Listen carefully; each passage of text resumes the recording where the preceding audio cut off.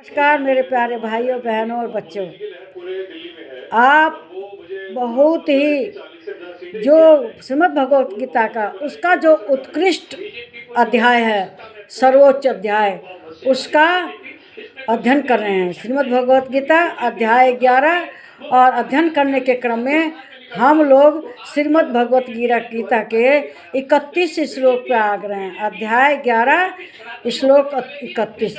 तो इसमें भी अर्जुन भगवान के रूप का वर्णन कर रहे हैं। कुरुक्षेत्र के मैदान में उन्होंने बहुत अपने कहना विभूतियाँ दिखाई, बहुत माया की, मंत्र आत्मा की, योग की, कर्म योग सबका वर्णन किया। अब उन्होंने अर्जुन के अनुरोध पे अपने विराट स्वरूप को प्रकट कर दिया है और उस स्वरूप को देखकर अर्जुन एकदम व्यथित हो गए हैं, बहुत विचलित हो गए हैं। उन्होंने यहाँ तक अनुरोध कर दिया कि हे भगवान, आप अपना पुराना रूप धारण कर लीजिए, क्योंकि वे जानते थे कि मेरे इस रूप को बर्दाश्त नहीं कर पाएगा। इसीलिए उन्होंने अर्जुन को दिव्य नेत्र भी दे दिए थे कि वह बर्दाश्त कर ले, सह ले, देख ले। लेकिन सब कुछ देखने बावजूद भी कृष्ण बहुत व्यथित हो जाते हैं, बेचैन हो जाते हैं इस भयंकर सीन को देखकर, और श्री कृष्ण भगवान से स्पष्ट कहते हैं,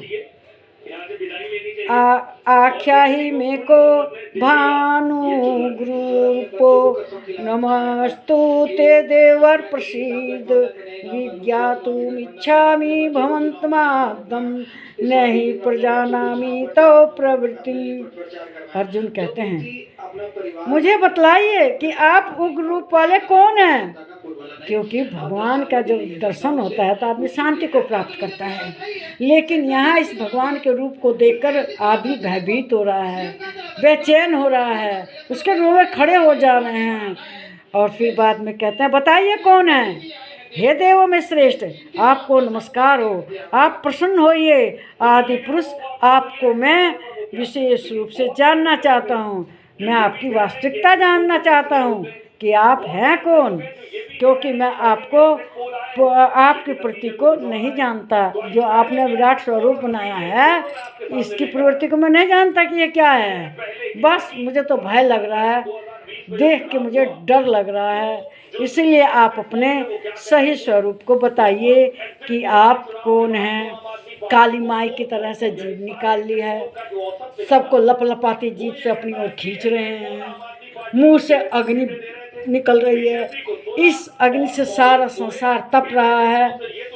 सब लोग चुंबक की तरह से, जैसे चुंबक लोहा का खींचता है, इस तरह से आपके मुंह में घुसे जा रहे हैं। आखिर में है क्या बुला है। पतंगा जैसा अग्नि में दौड़ता है, ऐसे मानव सारा दौड़ रहे हैं आपकी तरफ। जैसे पानी समुद्र की ओर दौड़ता है, वैसे सब दौड़ रहे हैं। मैं आपका वास्तविक रूप समझ नहीं पा रहा हूँ। वैसे तो मैं चाहता हूँ कि आप उन्हें अपने पुराने रूप में दर्शन दीजिए भगवान, लेकिन जब आपने यह रूप दिखा ही दिया और इस भयंकर रूप से मुझे कुछ भी समझ में नहीं आ रहा। कौन दिशा किधर है।